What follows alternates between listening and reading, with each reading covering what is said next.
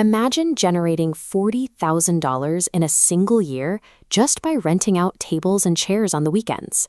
The surprising part is that on the exact day this operator booked their largest client, they didn't own a single piece of inventory. A Reddit user named dangerous_quantity62 wanted to test the industry's potential. They started with the basic administrative hurdles, forming an LLC and designing a logo. Before spending $1 on equipment, they ran a test. They posted a listing on Facebook Marketplace for standard white padded chairs and round tables, purely to see if the local demand was real. The post went live at 8 p.m. on a Friday. By 8:30, they had secured their first booking, a massive 300-person party.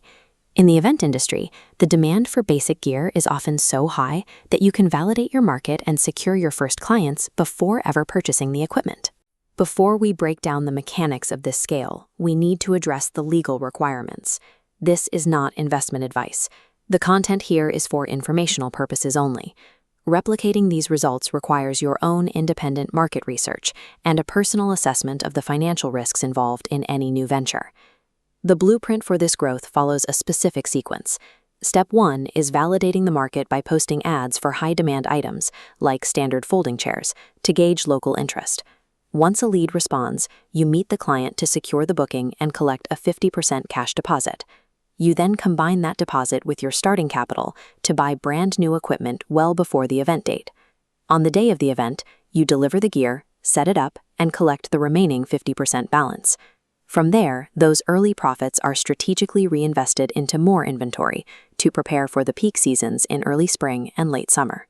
This chronological approach forces the market to fund your growth. Client deposits pay for the exact inventory needed to service them, which removes the guesswork of buying equipment. If you're finding this breakdown useful, like the video and subscribe. We cover new side hustle success stories and guides every week. While the margins are high, this operation requires intense physical labor. This is the opposite of passive income. You also need massive amounts of storage. This business was run out of a 16 by 22-foot detached garage, which quickly became a tight puzzle of stacked gear with barely enough room to move. Then there is the maintenance. White padded chairs show every scuff and grass stain, meaning that you will spend late Friday nights scrubbing hundreds of items to ensure they stay in rental condition. On the weekends, you're trading your mornings for logistics.